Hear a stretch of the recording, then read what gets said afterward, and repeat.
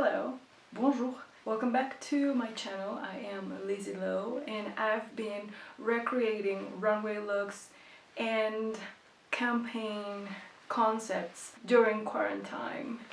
And today I really want to do Jil Sander by Raf Simons Spring 2012, Raf's penultimate collection for Jil Sander before going to Dior. This collection had a very interesting silhouette and that was not retro at all. You could see the hints of retro inspo, but to be honest, the only thing that really gave it that retro feel was the hair and the makeup and the beanie with a net. That was the touch that gave it that 1950s, 60s with a twist. It was amazing.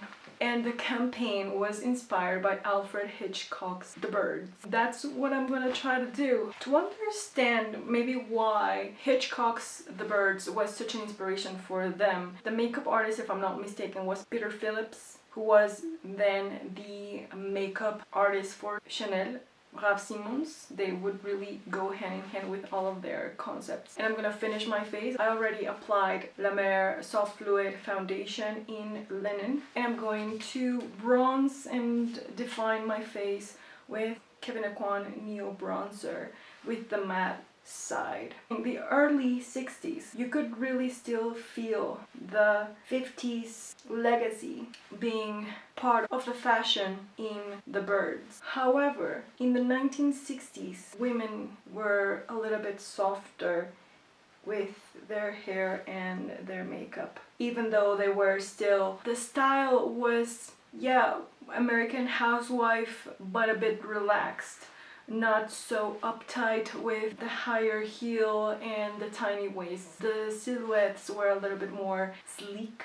I'm not a horror movie person. However, The Birds is one that I find very interesting because there's not really an evil to fight. The only evil going on is the tension between all of the village against the main character. There's no reason why the birds are going insane and why they've had it with humans. Are they forced by an evil or are they just a plague to end with humans? I mean, if they only knew what we would be doing with Earth 60 years later, maybe they would have really gone for us. So the 1950s going to the 60s, to the early 60s, makeup was very soft. So maybe I'm gonna do a bit of a wing because on the runway look, there's a bit of a soft wing. Not all models have it. The face is very fresh, not so chiseled as I am attempting to, but you know, models, they have a face structure that I do not possess.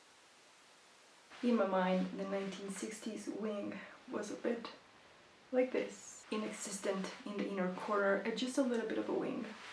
So now I'm gonna try to match it to this side.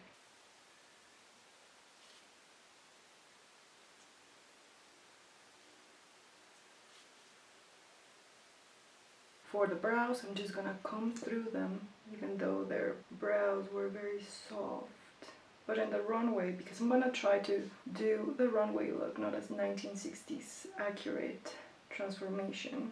It's a very fresh to make it look very polished. For the lips, all the girls have a very nude lip, so I think it's a perfect time to wear my Oribe lipstick in the nude.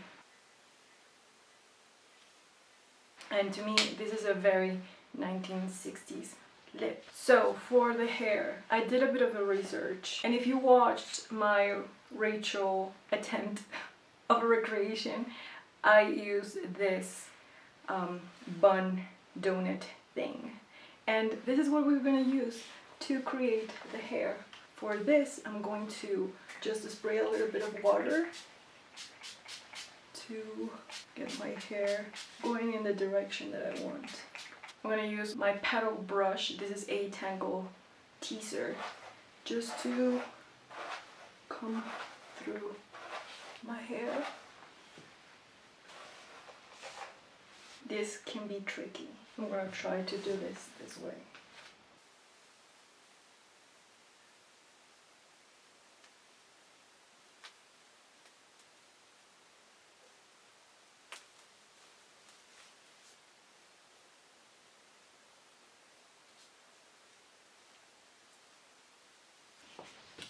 and bobby pins.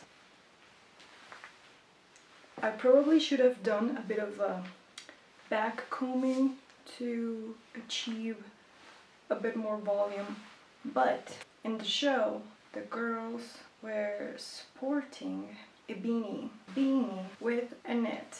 I couldn't get my hands on a normal net, the ones that are more fancy, but I got my hands on this.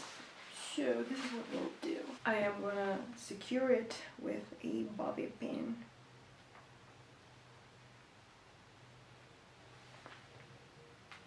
And voila, I am now the Jil Sander version of The Birds by Hitchcock.